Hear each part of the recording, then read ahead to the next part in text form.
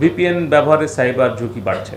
VPN অ্যাপ্লিকেশনগুলো আমরা ব্যক্তি প্রতিষ্ঠান যেই ব্যবহার করি না কেন, আমাদের সিকিউরিটি এক্সপার্ট যেই পরামর্শটা দিয়েছে যে ভিপিএন ব্যবহার করা মানেই হচ্ছে এটা ঝুঁকির মধ্যে পড়া।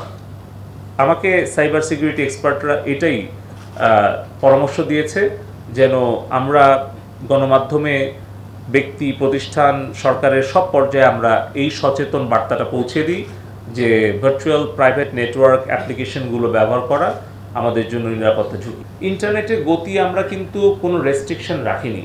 আমরা বিটিআরসি, আমাদের যে বাংলাদেশ টেলিকম রেগুলেটরি কমিশন, আমাদের দিক থেকে সম্পূর্ণভাবে আমরা এটা অবাধ এবং ছেড়ে দেওয়া হয়েছে। কোথাও কোনো বাধা নাই, কোনো রেস্ট্রিকশন নাই, কোনো গাইডলাইন নাই। কিন্তু আমাদেরকে যেটুকু মানে টেকনিক্যাল পার্সনরা বলেছে যে প্রায় ৫,০০০% মানে বৃদ্ধি পেয়েছে ভিপিএন ব্যবহার করা। ফলে ভিপিএন ব্যবহার যারা করছে তখন কিন্তু অন্য দেশের আসলে নেটওয়ার্ক ব্যবহার করছে। ফলে এই যে বিদেশে যে ব্যান্ডউইথে ট্রাফিকটা বেড়ে যাচ্ছে, এটা একটা অন্যতম কারণ যে অনেক সময় মোবাইল 4G নেটওয়ার্কে অনেক ইন্টারনেট একটু স্লো পাচ্ছে, মানে মেইন ব্রডব্যান্ড কানেক্টিভিটি, এটা একটা অন্যতম কারণ বলে আমাকে বলা হয়েছে। আগামীকালকে আমরা তো একটা টাইম দিয়েছিলাম ফেসবুক, টিকটক এবং ইউটিউবকে যে তারা তাদের ব্যাখ্যাটা দেবে। তো আমরা এখনও লিখিত বা মৌখিক কোনো ব্যাখ্যা পাইনি। তো টিকটক আমাদেরকে ইমেইলে রিপ্লাই দিয়েছে যে তারা এটা খুব আন্তরিক সরকারকে সহযোগিতা করার জন্য এবং তারা এটার উত্তর ব্যাখ্যাগুলো দিতে চায়। বাকি দুটি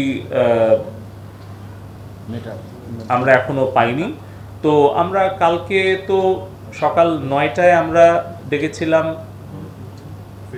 ফেসবুক, না সকাল ৯টায় ডেকেছিলাম টিকটক, 10টায় মনে হয় ফেসবুক, 11টা। আচ্ছা, যাই হোক, আমরা কালকে বলেছিলাম, আজকে এখনো সময় আছে, আমরা দেখি যে তারা কি ব্যাখ্যা দেয়। সেটা যদি মানে সন্তোষজনক হয় তাহলে আমরা তো বলেছি আমরা বাংলাদেশ বিশ্বের অন্যতম একটি উদার গণতান্ত্রিক দেশ যেখানে কোনো কিন্তু বাধা নাই।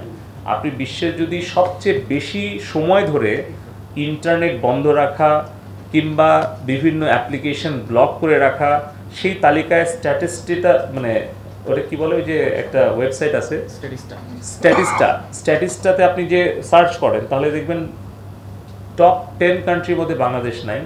আমাদের কিন্তু সেই অবস্থানে আমরা আছি। তবে আমরা শুধু তাদেরকে জিজ্ঞেস করেছি যে বাংলাদেশের সংবিধান, বাংলাদেশের আইন এবং তাদের নিজেদের পলিসি এবং স্ট্যান্ডার্ড যেটা আছে, তাদের কমিউনিটি স্ট্যান্ডার্ড, সেইটা তারা অনুসরণ করে কিভাবে বাংলাদেশের সাইবার স্পেস তারা ব্যবহার করতে চায়, এই বিষয়টাই আমাদেরকে ব্যাখ্যা করতে বলেছি।